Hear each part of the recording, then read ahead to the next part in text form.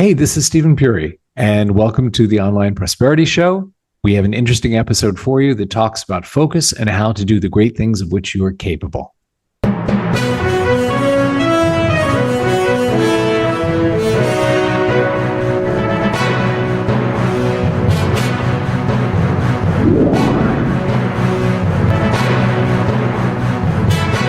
Now, ladies and gentlemen, welcome to yet another exciting episode of the Online Prosperity Show, the number one place where we uncover stories, strategies, and mindset shifts behind people who are transforming how we live and work. I'm your host, Prosper Taruvinga, and if you've ever felt overwhelmed, distracted, or stuck, maybe chasing productivity instead of peace, I think today's episode will speak right to you.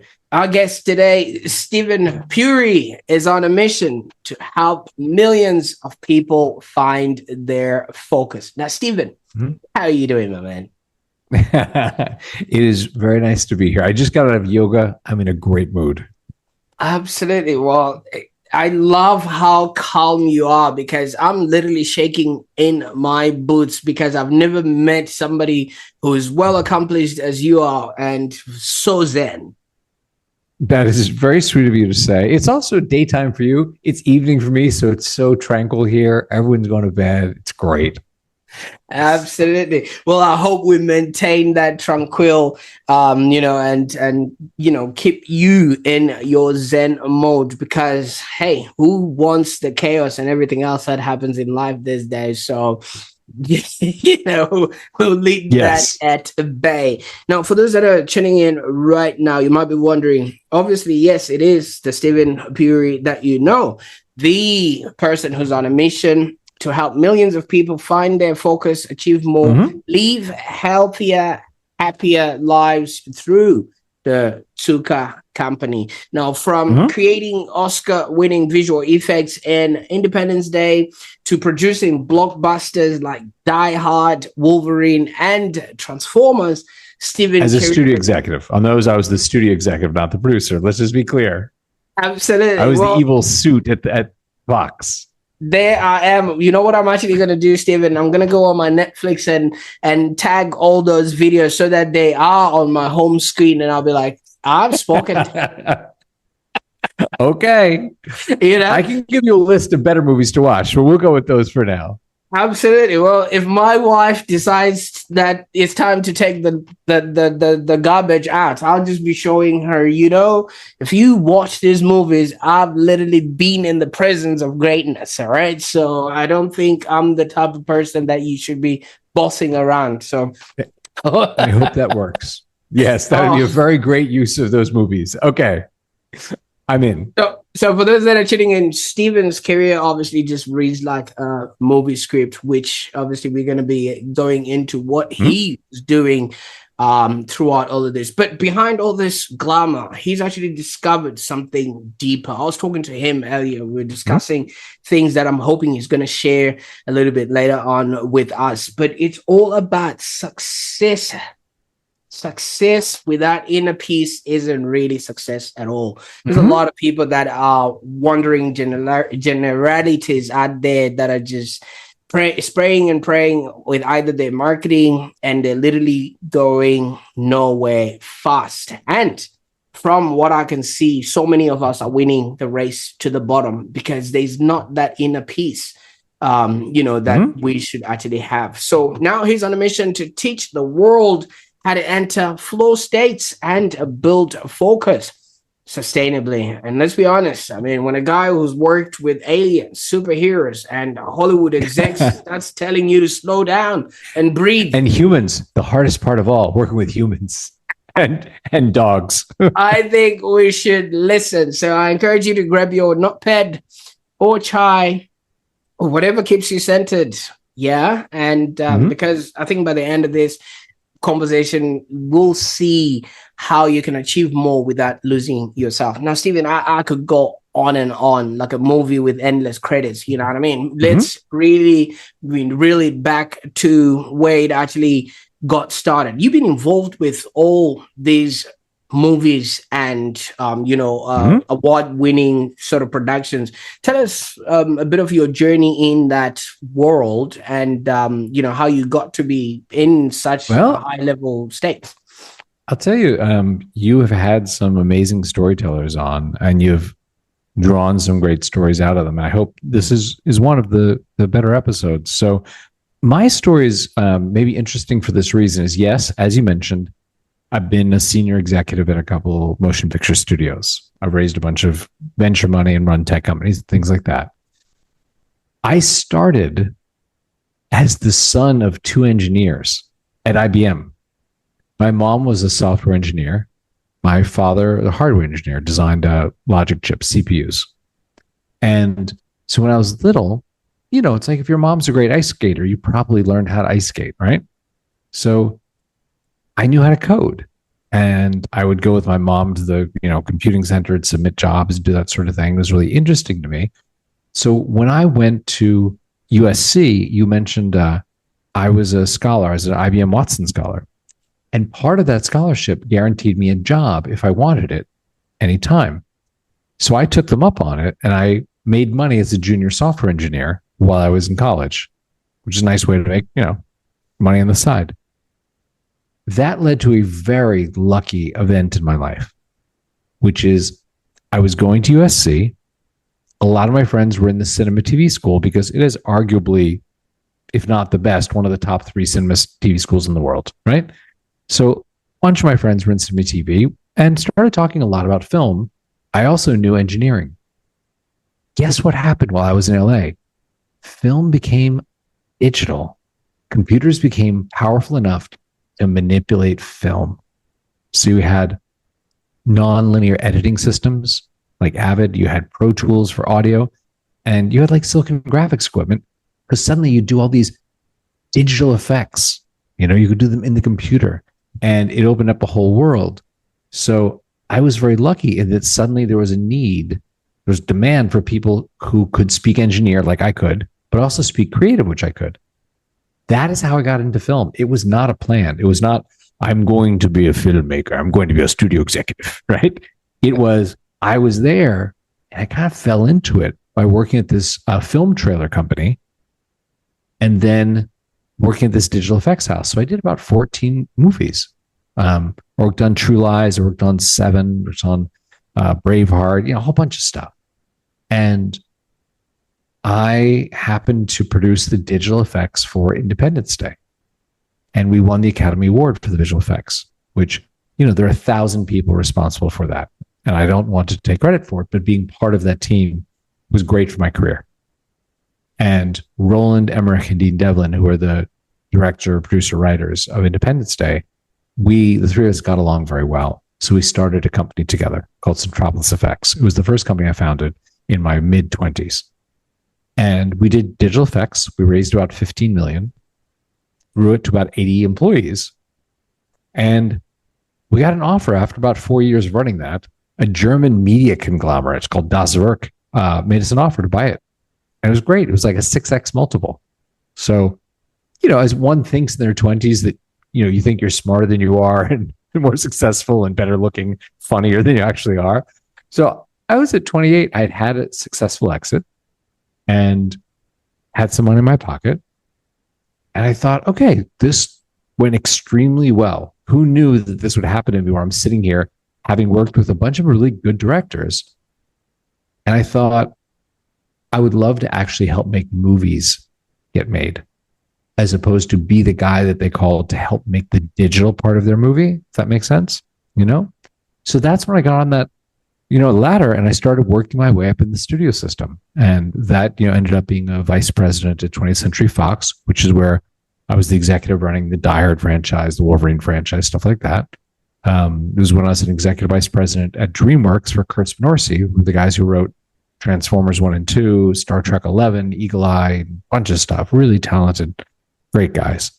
And that was my film career. It was like being an engineer in the right place at the right time with enough creative ability catapulted me into studio jobs.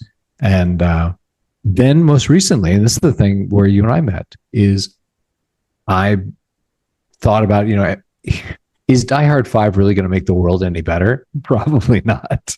I'm like, I'm going to wake up and be like working on Die Hard 9, be 50 years old, talking to my kids about paying for their college, by doing Die Hard movies. And I thought, you know what? Let me go do something with what I've learned. And the other thing I knew how to do was engineering. So that's when I went back to do startups. And that's how I founded the Sukha company. It's how I, raised a bunch more money and had 2 failures along the way, by the way. Like, it is not all roses. I had 2 companies where I raised about 3 million for each. And both those didn't work. And that was embarrassing. I was super depressed, So anyway, that's how I got here. Absolutely. And thank you so much for opening us up with that. Mm-hmm. And let's go back again to, obviously where it all started. You started us off in a household of 2 engineers, and obviously you were the son who couldn't escape. Like they say, the apple doesn't escape far from the tree on True. That. True, yes. Was there any expectation from both of them, given the caliber of work that they were doing, for you to actually succeed? To succeed as an engineer or in life? Like, was there any expectation, because some parents that are in those particular positions will also really make sure that their kids all rounded. Yeah, my parents both grew up in a kind of poverty that I don't understand, because they worked very hard to make sure that I never would understand that. And the effect on me of getting a sense of what they had done to get where they were was very powerful, that you don't waste your life. It was like, you should go out there and do something. There was not a lot of sense of, go be silly and play around and do that sort of stuff. It was like, do something with your life, Absolutely. Yeah. And I quite like that, because with such, a foundation, so many people would now, elevate or grow up and utilize that sort of work. And if there was a bit of discipline around, the kind of work that you were supposed to be doing, that will actually then, manifest a little bit later on. So you also did say a lucky thing happened. Yes. And that's the part where you say digital, movies were now getting into digital, and engineering was such, yes. A thing, and things of that nature. That worked out very well for me. Absolutely. And would you say, had that period not happened, your life would probably have been completely different to what it is that you're doing right now? Yes, absolutely. If you look at my life, there are some very specific points of random luck that I'd like to believe I coupled with working very hard. When the opportunity dropped my lap, it was like, I didn't just sit around, but I was like, I can make something of this. But that was, you can't tell the story of my life without understanding that there are some things that happened, and I recognize that it was good fortune. It was the universe smiling, saying, I'm going to give you this opportunity, go. And then I worked hard to make something of it, Absolutely. I mean, obviously, luck is when preparation meets, the opportunity that comes at that particular time. And I think it was Steve Jobs that mentioned, you cannot connect the dots looking forwards. You can only connect the dots looking backwards. And yes. So true. As you would attest, this sort of happened because some kids that you were around were also going to that particular thing, so you wouldn't have had. But what was the aspiration? What did you want to become? It's this is kind of a funny story. When I was little, and we were in Northern Virginia, just outside Washington, D.C. Right. My brother, who is now a professor of music at UVA, he was a young pianist, and I had also played the piano, and we had performed at this festival in DC, and happened to be invited to be guests on this TV show, which was a pretty well-known youth TV show in the DC Baltimore market, on Channel 5 there. And when I was there, one of the talent scouts said, "Oh, would you want to be on the show? Would you want to be one of the newscasters, interviewers?" Because the shtick of the show was there were 4 newscaster interviewers that were all high schoolers, and it was a show for youth. It was like a news show specifically made, produced by young people, but it was on the Fox, the Metro Media station, right? So I auditioned. I happened to get one of the newscaster spots. So I did that for about a year and a half while I was in high school. And it was super fun, which is how USC found me and said, "Oh, if you want to be a journalist, we have a great journalism school." So I was doing my work at IBM, to make money. I was pursuing a journalism degree at USC. And then, as we were talking about, was around a lot of friends in the dorm who were hoping to be the next Spielberg or Lucas or Scorsese, or Cameron. And that definitely affected me. And then when that opportunity opened up to say, "Oh, we need someone who can be creative, but also understands engineering," my career just took off. So I wasn't planning on this. To answer your question, I thought I'd probably be a journalist. And I ended up working in film, storytelling, fictional stories instead of, nonfiction.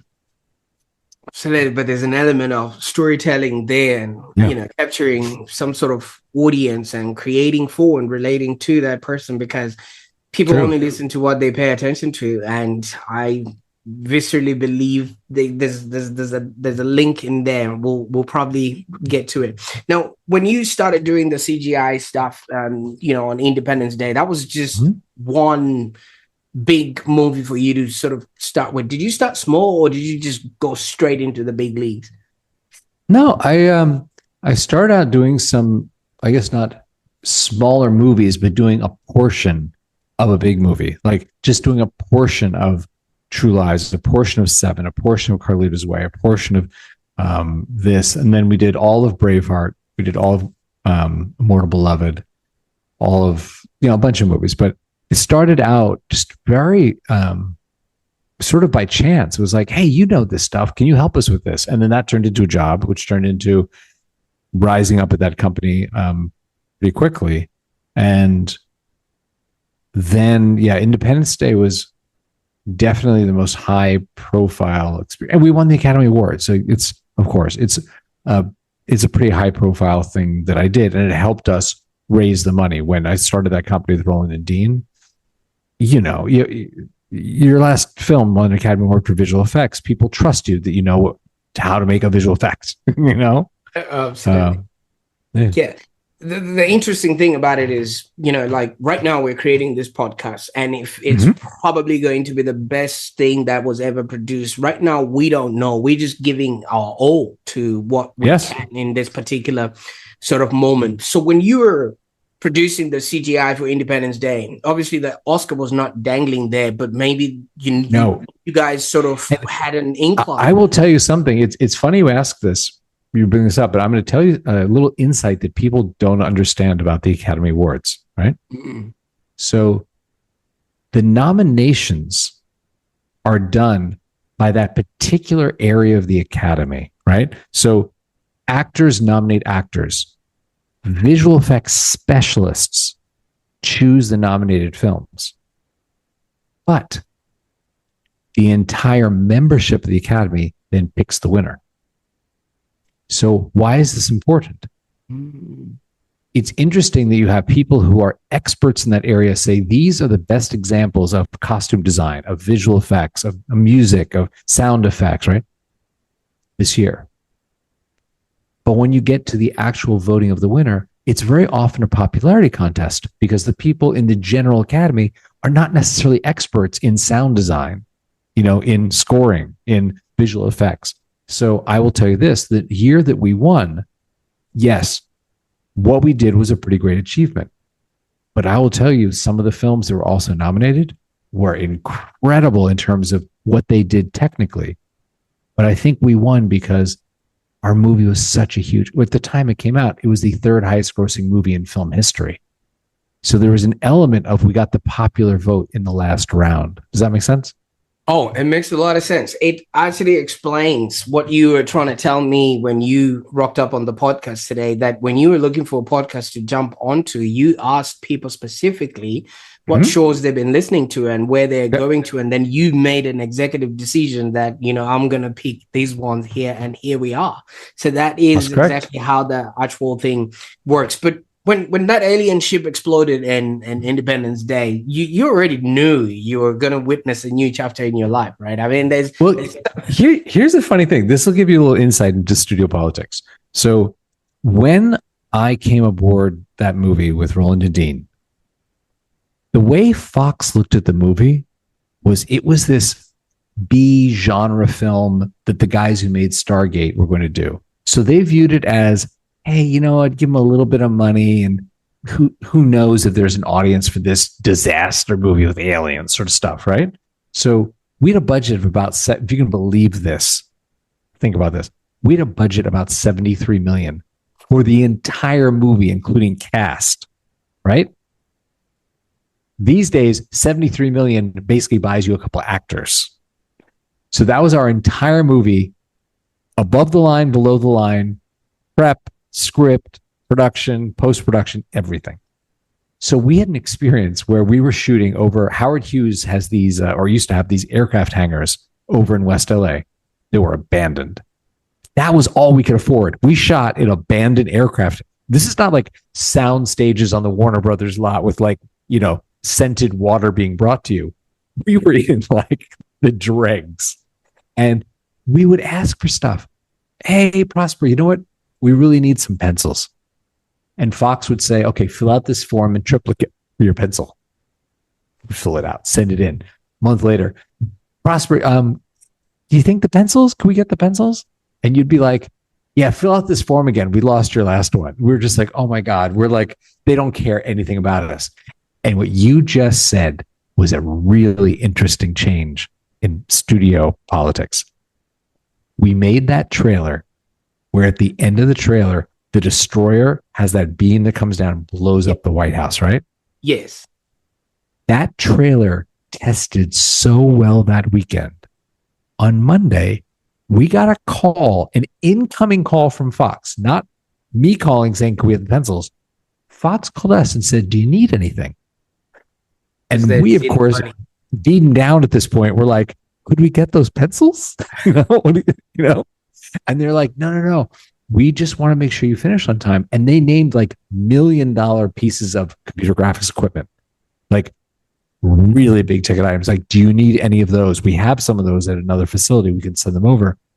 We just want to make sure that you finish on time. And it was so interesting. It was my first time where I saw like the eye of the studio suddenly swing around and go, oh, you are my favorite child right now. So later, being a studio executive at Fox, which is so ironic, I saw that from the other side, where just one day something happens and the chairman of the studio goes, this is going to be the hit. Everybody, make sure this does not screw up. I want this for Christmas. And the whole studio just sort of like swings and goes, Prosper, what do you need? Oh, absolutely. I mean, seriously, this is the part where we could actually just make an explosion, because if the budget, allowed for that in this particular podcast. But I was actually toying around with this, how do you feel being the main actor in actual Independence? Because that was Captain Steven, right? Will Smith had your name in. No, I'll tell you a funny thing though. Did you ever see Star Trek, the first one with Chris Pine and Zach Quinto? We did a reboot where we recast, Kirk and Spock. Kirk and Spock, yeah. Okay, if you ever see this one, it's Star Trek 11. I think it's called Star Trek 2009 or something, right? Yes. But if you ever see that, I die in that movie, and it was sort of an inside. It was kind of an inside joke where Spock has to hop during a battle into Kirk's captain's chair. Yeah. And he, calls down to Bones, and he says to Bones, like, I need to talk to Chief Medical Officer Puri. And Bones says, oh, Dr. Puri died on deck 6 in the middle of the battle. And Spock says, well, you're chief medical officer now, Bones. So it was our joke about how Bones became chief medical officer because I had died. You died. And so my assistants at DreamWorks thought this was hilarious when they saw this in the script. So they took down my plaque from my door at DreamWorks and they put up a plaque that has a Star Trek logo and it says Steven T. Puri, MD, Deck 6. And the joke was that Deck 6 was the Lido deck. So I was probably playing shuffleboard when the battle happened. That's how I died. Oh my word. I mean, this is just bringing so much nostalgia into all of this. And the fact that you're here today is absolutely amazing. But kind of funny. Yeah. I know that Hollywood sort of runs on caffeine, chaos, scandals, and everything else, you know, that comes along with it. What made you then step away from that sort of environment and start building something focused on calm, clarity, and flow? I'll tell you, it was really Die Hard 5. It was a movie that when I was at the studio, the way studios work is you have usually 6 to 8 senior executives. And the studio slate, all the projects that they are trying to make at that studio into films are divided among those 6 or 8 executives, right? So suppose there are 400 projects that the studio has. Books they've optioned, video games they optioned, scripts they bought, life rights they bought, things like that, right? So if you have 8 people at the studio, senior executives like myself, vice presidents, right? That means everybody has about 50 projects.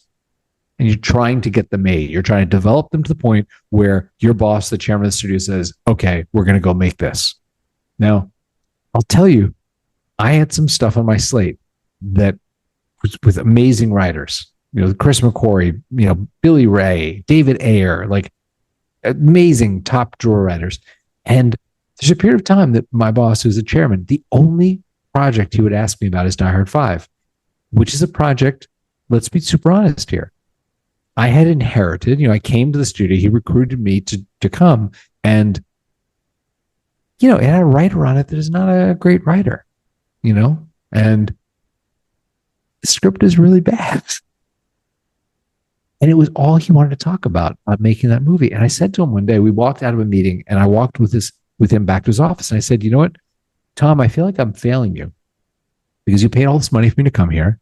And you've been very generous giving me a checkbook to buy projects from these top writers, right, that I know. But for some reason, the only one you want to make is Die Hard, which is the worst script on my slate. What am I doing wrong? And he, in a very honest, rare, candid moment, said, you have to understand that the other end, we were walking down this long hallway at Fox, the old executive office building. He said, you have to understand at the end of that hallway, those doors are essentially my accountants, my quants. And I could project how much money Die Hard 5 will make without even reading the script. Because we put out that poster that says Die Hard 5, it will make this amount of money by Sunday night. It doesn't matter if it's good or bad. So he said, as long as you make it for less than that, you don't put my job at risk. And I'd like my job. So he said, just make it cheaply. Put it out, and we'll call it Die Hard 5. That's all I care. And I was like, wow, that is the least inspiring talk I've ever had from a boss in my life. In my life. And that was when I decided to get out. And it was a long process to get out because I thought to myself, okay, I want to go to another studio. I want to, do something else. He re-upped my contract to keep me there, just to spite me so I couldn't go to another studio. He picked up the next year of my contract. So I had to ride that out, which was miserable, right? And at the end of it, I said, listen, I'm not going to compete. Don't worry, I'm not going to Warner Brothers. I'm actually going to go do a startup because I was an engineer before. I'm going to go look for problems that I think I can solve with engineering and do that. So please don't try and renew my contract and keep me here. I'm not going to be competition. I'm going to leave film. I don't want to be 40 or 50 years old making Die Hard 9, which is probably going to be a bad movie, right? And that was it. That's when I thought, let me get out. You reckon Bruce Willis will be in the 10th edition? I don't know if he's still going to be. I don't think Bruce is in a position to, Sadly, yeah, a lot has happened in his life. And this was back when Bruce was very vibrant, and he was funny. He would come in for meetings, and when you meet with some actors, some stars, they almost play themselves in real life. It's like you're not really meeting with Bruce Willis, you're meeting with Bruce Willis playing the character Bruce Willis. And it's a great level of affectation in that.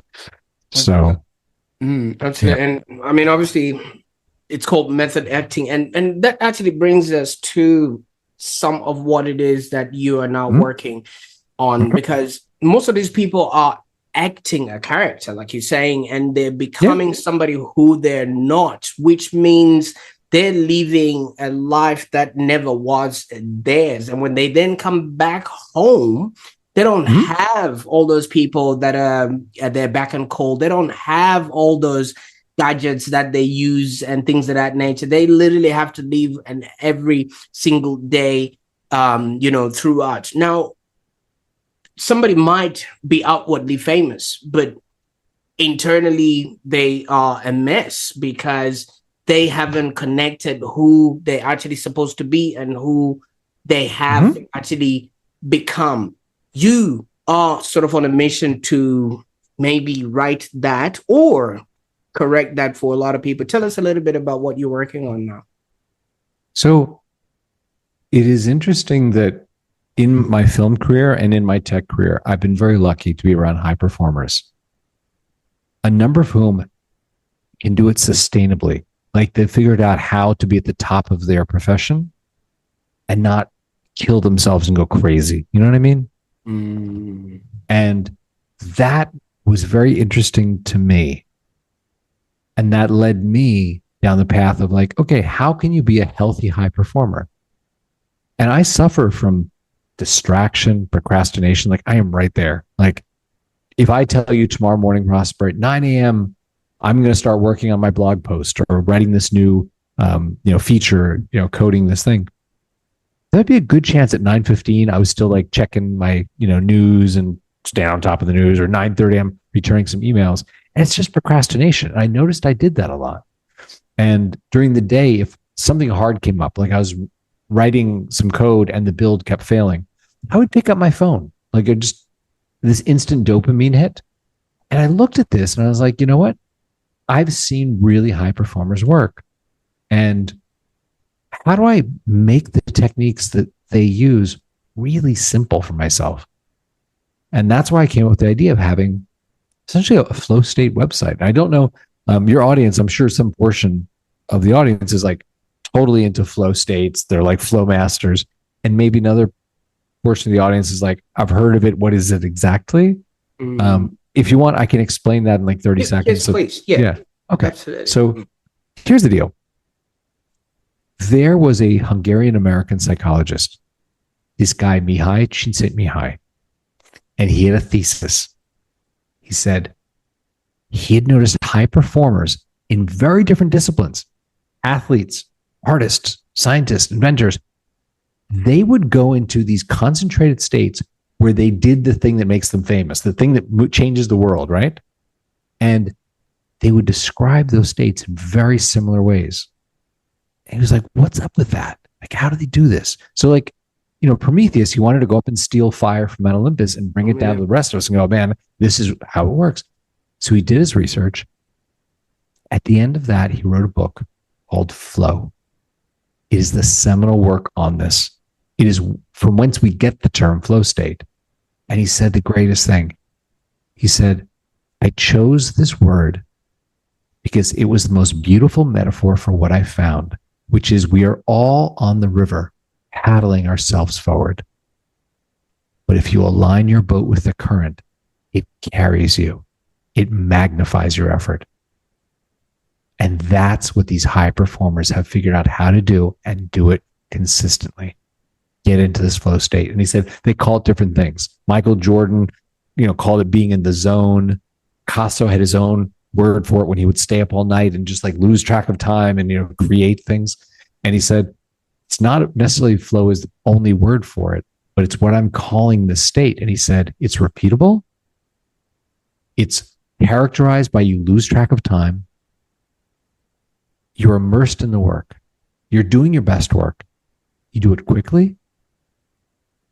At the end of it, you feel uplifted. You feel in control of your day rather than being depleted, like, oh God, I worked so hard, I need a nap. It's like you get this rush from it. And I had not heard the term flow state when I actually first experienced one. I was on a flight here from Austin, Texas. I was going to San Francisco. And the next day I had a meeting with my team in San Francisco, and I wanted to illustrate this idea for a feature, like go into Figma and kind of mock it up, like, what if we did this, So I thought I'll do it on the flight. Got on the flight. Alaska runs that nonstop on that route. Captain's like, sorry, kids, the Wi-Fi's out, blah, blah, right? We take off. I start doing my little work. Like 15 minutes later, we start descending. And I think we're in Dallas, Texas. Like something bad happened and like we took off, we're landing. Hydraulic system failed, engine fell off. They're going to tell us what bad thing happened when we're on the ground. And I looked at the clock on my computer and over 2 hours and 40 minutes had gone by. I had no concept of that. I couldn't tell you if the drink cart came by. I couldn't tell you the name of the guy in the seat next to me. But my designs were done. And I liked them. And I didn't have to do the thing. If you've ever done this, like run through the hotel lobby, grab a sandwich, go up to the room and try and finish for the next day. I was done. I felt in control. And it was a really new feeling for me. And later I realized, oh my God, this guy has written about this state. People practice it all the time. It was just new to me. And that, to answer your question, is what I spend my time doing now, is spreading this knowledge of like, there is a great way to produce your best work in less time and feel healthy. That's why I created the website, the Sukha company. It's why I talk a lot at universities and just to share this kind of knowledge. And thank you so much for sharing that. But the paradox of all of this is CGI in movies is there to grab your attention so that you don't even blink. That's right. Yep. Every frame is designed to keep you captivated so that you don't miss out on a thing. And yet you're now telling people to detach. To focus. Yeah. And visual effects it's an art form. I mean, the people who make that, the good ones, they have their practice. They understand how to focus. I do have a number of friends who work in social media, and that is a business that is built on stealing your life. That's a hard one. Oh, absolutely. So you've gone on and obviously built a business and a company around that, and Sukha actually means happiness from self-fulfillment. Now it does. Besides that airplane moment, is there a moment where you actually realize that your own success needed to come from within, not just what you were creating, on your screen, or the successes that you were having in business? Well, I've had failures in business too. And I'll tell you, when I left Fox, I did 2 small startups. I mentioned about 3 million each US. And neither of them worked. One got to about 60,000 monthly active users. And, it's not enough to raise a Series A and go on. And it was really hard for my ego to go from being a senior executive at a studio, which is kind of a prestigious job, to running a small company that failed. And I was miserable. Like when I would go to the grocery store, go to the dry cleaners in West Hollywood, bump into some friend who'd be like, oh, Steven, how's it going with your startup? I'm like, terribly. Like, I'm going to close it down. I feel like a failure. Like I was so depressed, and I moved to New York. I just got out of town. I didn't know how to deal with falling on my face so spectacularly and publicly.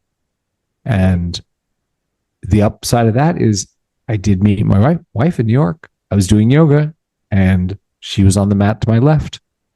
We are married. We're having a child in 3 weeks and 2 days. Wouldn't have happened without those failed companies, But right. That's probably most important for me. Yeah.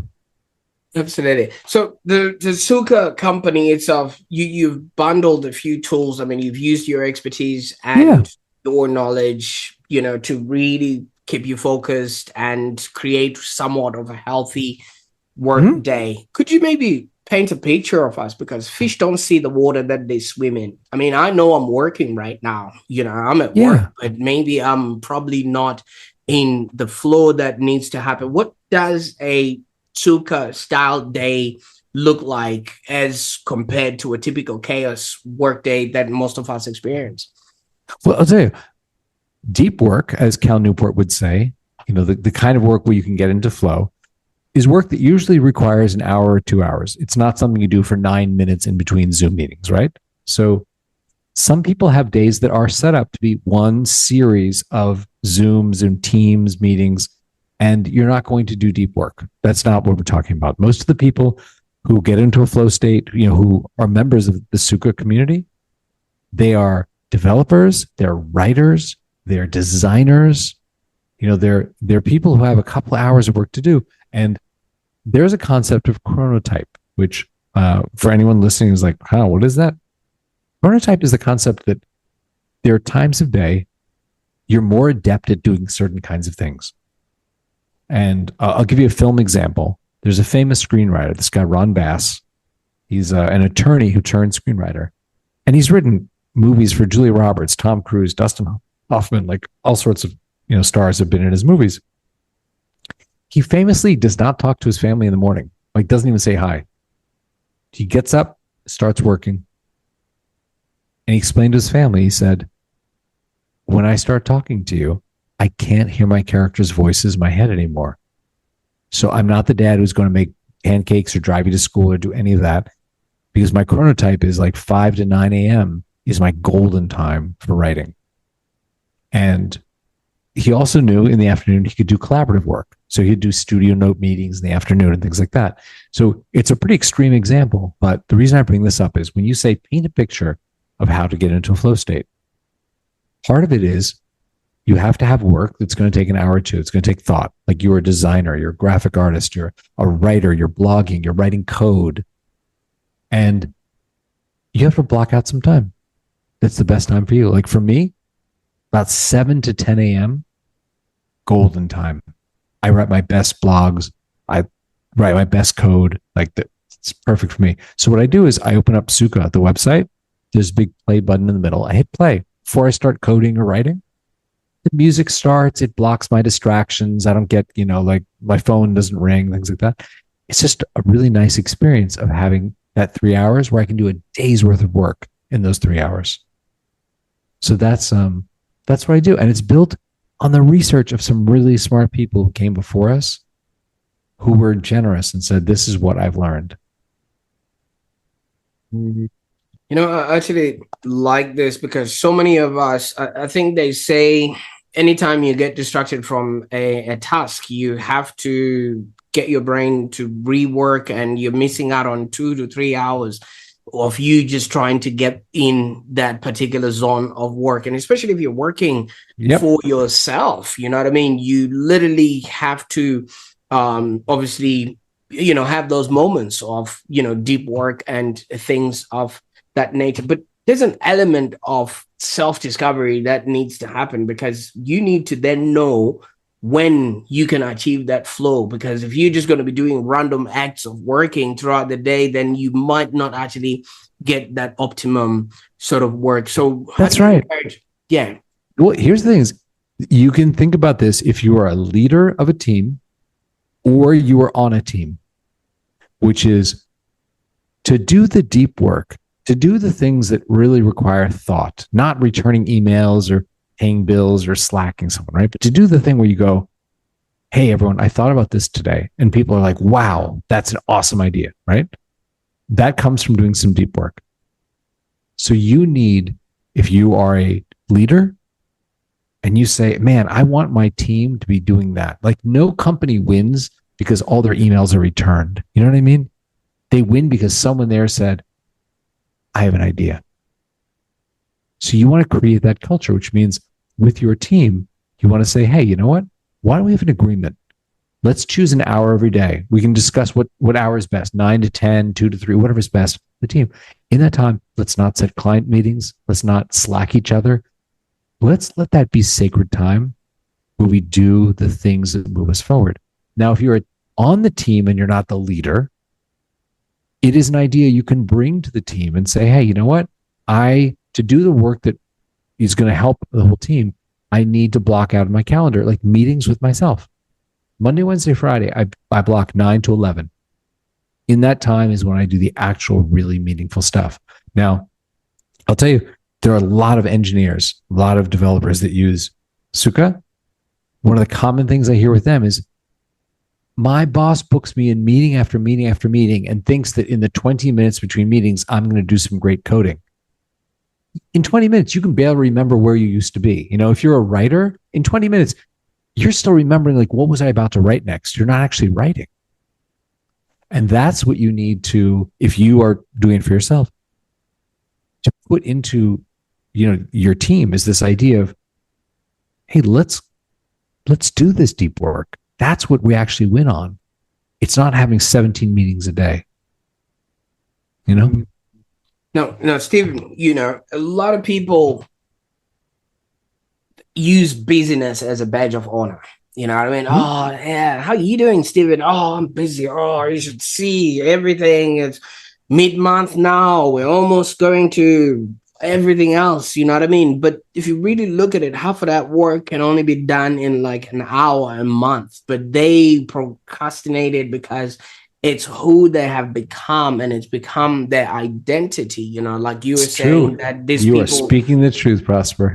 These people show up and that's the character that they want to play. How can you be an entrepreneur and you're not busy? You know what I mean? So what's the cure to that? And is it, I know it's a misconception about productivity or success that you are obviously solving, but some people literally are holding on to that. How do we let go?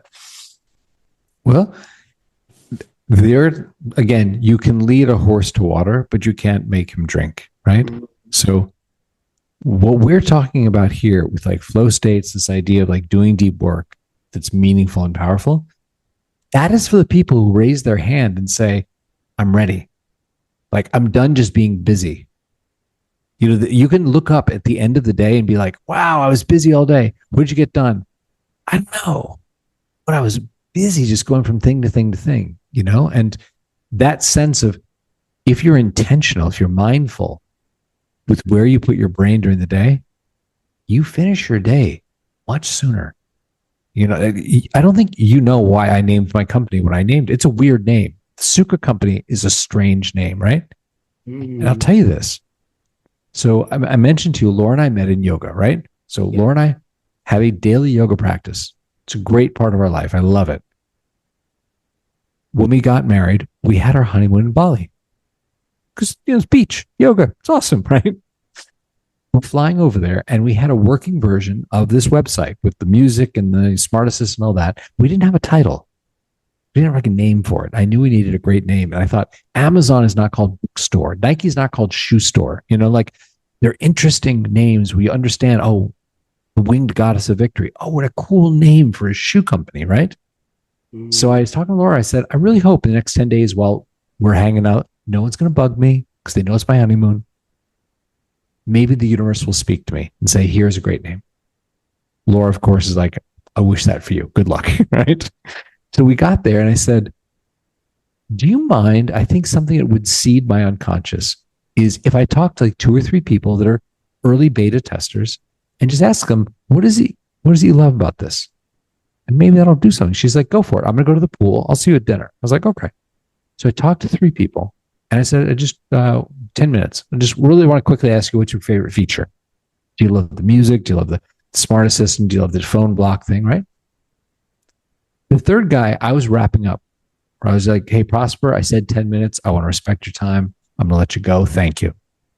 And he stopped me.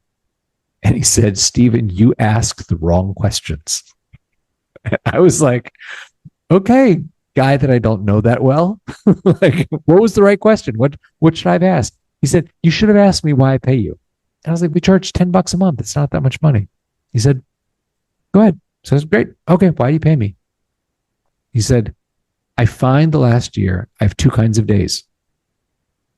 At 3:00, I'm playing with my kids. They're currently 2 and 4. Or at 6:00, I'm like, where the hell did the day go? I was busy all day, and I didn't do the big things. He said, I realized the difference is that morning, did I hit play in your app? So I pay you because my kids are not going to be 2 and 4 forever. And I was like, okay, you're right. That is a way better question than what I asked. So I would go to dinner with Laura. I'm all excited. I'm like, I spoke to this guy. He really understands what I'm doing. He said this thing, and I explained this to her. So we're going to bed that night, and you're on your honeymoon. You may remember, like the first night, you're in your little spa robes, brushing your little teeth, and all excited. We're in Bali, and she said to me, "You know how you wanted the universe to speak to you? It did through that guy. What he's trying to tell you, what the universe is trying to tell you, is he's interested in where this takes him, what this gives him in his life. So he's not at 6:00 saying, where did the day go? I was busy, but I did nothing. He wants me playing with his kids. So it's not about the tool. It's about what it gives him in his life. She's like, you should call your company. It's that yoga concept of Sukha. When you're in your lane doing what you're meant to do and you're good at it. That's what your company should be. And I looked on my phone. The Sukha company website was available for $14, and I bought it. There you go. That's, I think, ultimately what we do is help people not get to that 6:00, like, oh, I'll have to get up early tomorrow to finish my work. Instead, be like, oh, I crushed it. Like, I'm in control of my life.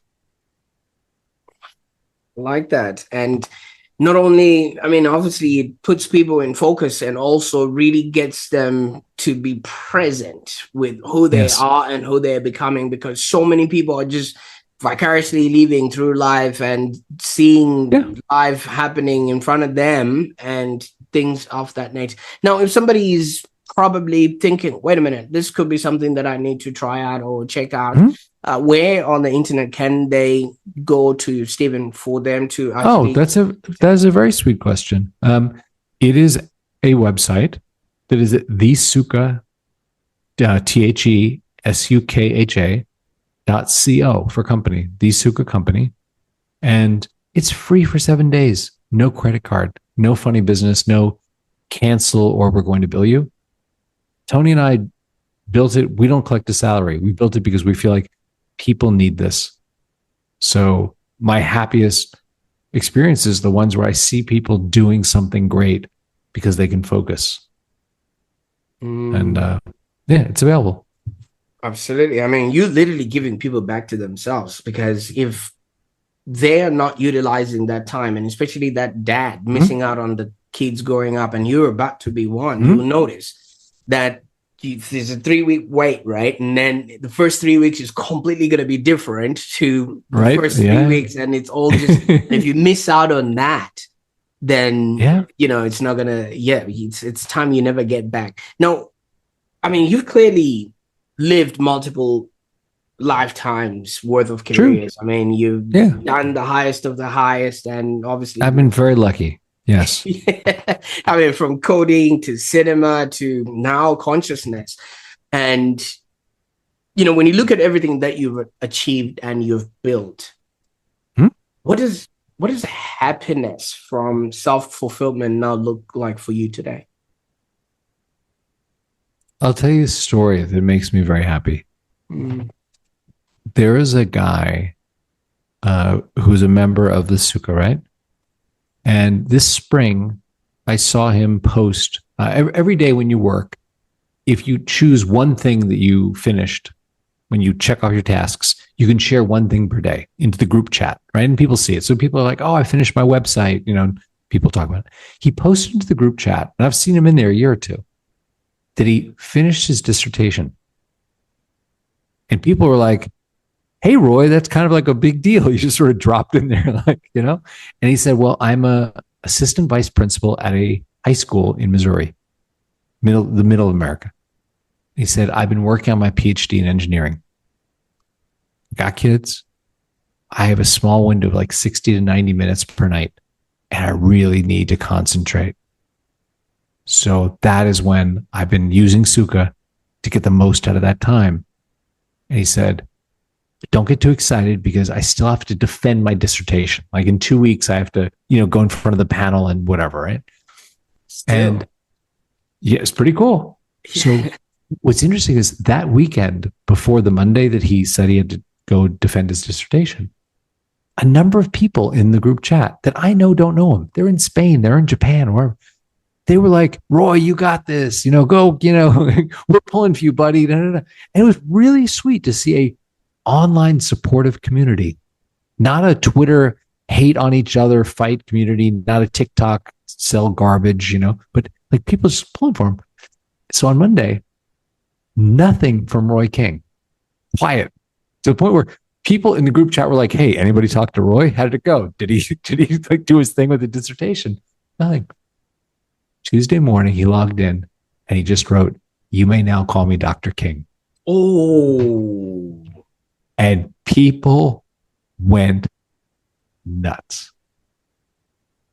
Oh. That is why I do what I do. From moments like that. That is amazing, because in life, if you're not making anybody else's life better, then what's the whole point? Mm-hmm. And we're all here to live, to learn, and to contribute. And you've obviously lived your life through all the experiences that you've had, and you've learned how to actually harness all of that energy into flow. Now you're contributing, because all the people that are going to experience, first of all, you mentioned that son who's going to experience, their dad, those kids that are going to experience this now fully achieved PhD candidate. So it's just ripple effects after ripple effects. I can imagine the goosebumps out of that, because even though you touched lives on the movies that you did, I think this is your life's work. This is far more meaningful. I mean, people love talking about the movies with me when they figure out the movies I've worked on, either visual effects or being a studio executive or being anything on them. Like, they love talking about that. But I'll tell you, what I believe is that we all have something inside us. Maybe this is born of like yoga and the idea of dharma, right? But we all have something great inside us. And the question of this lifetime is, are you going to get it out or not? And there are a lot of forces in this world that want to make sure you don't. They want, as you said in this very podcast, they want to take your attention. They want to steal your life because they can sell it. They can sell that to advertisers, and they don't actually care if you ever write that great book or create that piece of art or create that company or that restaurant or that app or whatever it is that you have to contribute to the world. They don't care, because what they do care is, give me your life. I can monetize it. And I just want the people who say, you know what? I refuse to die with this inside me, to have a tool. So you know what they say, the richest place in the world is a graveyard, where books that were meant to be written, movies that were meant to be... Right, all the books. Yeah, it's a great expression. I love that expression, yeah. Now, I mean, obviously, finally, we could go on and on, you know what I mean? Every movie I know, this has been a long podcast. I'm sorry. Before we run out of tape, Steven. Now, obviously, with all that you have done, I mean, you've been around the world, seen it all, had the highs, the lows, and now you're about to be, a dad, which I think is going to be yet another I'm so excited. Experience in and of its own. But what's next? Now that you brought us into your world, what are you working on right now that we can actually be on the lookout for, that we can also celebrate? What I'm super excited about is we're about to do something in Sukha for people, because a lot of members have said, tell me how I'm doing. And we're launching what I call the morning after email, which is very much like Oura or Strava or, the Apple Watch or thing. Right. The day after you have a session, we give you some feedback so you can learn about how you work, so that hopefully tomorrow's session, you do a little better. So it's Here's what you got done. Here are the apps you spent your time in. Here's when you got distracted. Here's a timeline of your work. And then from that, having insights to say, you know what, Prosper, you write a lot of blog posts. You seem to write them best in these hours of the day and when you're listening to this kind of music. So when we're going to do that tomorrow, what about we do it at this time? And I'm going to find this playlist for you that seems to be really your jam that gets you in flow. And that, I think, is a really valuable thing, because then you're like, oh man, this is you're making my experience beautiful. So that's something that I was working on right before you and I got on this podcast. And I'm hoping we launch it tomorrow or maybe Wednesday. Oh, absolutely. Wow. That is something amazing, because if you know exactly when, how, what, or what to do, you're not going to be spending all your time trying to figure out things that you're not good at, or things that you don't do in the right time or in the right sequence. And so many people are going to be experiencing a lot of wins, because if you're doing it randomly, the wins are far and in between, and it just doesn't give you the momentum that will actually work. Oh my word. Now, Steven, I know we could go on and on talking about I know this has been a long one, but I can't thank you enough for what it is that you're doing. I mean, your life story and your experience and what you're now doing for other people are just phenomenal in the way that if you would have been somebody else, you would have been like, oh, you know what, I've done my part, fetal position. But now you're literally going out and giving back I'm trying. others. So thank you so much for the work that you're doing, man. I appreciate very much you having me on and this talk. And I hope if there's one person out there that's inspired, that it was worth it. It's worth doing this. Oh, don't worry. It doesn't need to go anywhere else. Even I'm inspired. I'm just looking at this.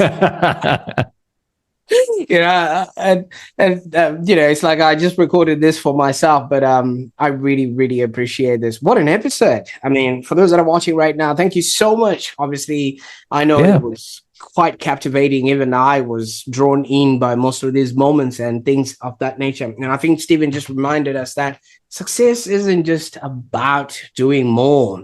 This whole act of busyness or badges of honor that we give ourselves, that I'm too busy doing X, Y, and Z, but it's about being more present while we actually do it, and I think you actually get more done while you're at it. So if you've ever felt the tug between maybe achievement and alignment, I think this conversation might actually have been the permission slip that you needed to literally slow down and focus on what really matters. And before you go, I encourage you to subscribe to the Online Prosperity Show so that you don't miss out on experts, like Steven, coming in to give us ideas to help us create a happier existence. And obviously, this is both personal and in your professions. And I also encourage you to share this episode with someone who might be stuck between trying to prove that they're busy, yet they're going nowhere. They might literally be winning the race to the bottom. And I bet if they just watch this video, they will get themselves out of hustle mode and rediscover the calm that they possibly can. And if you're finally ready to find your own version of Sukha, I encourage you to visit the sukha.co and start building a workday that actually fuels both your success and your sanity. Steven, once again, thank you so much, my man, for the journey that you shared with us today. Thank you to everyone for listening. Absolutely. Bye for now.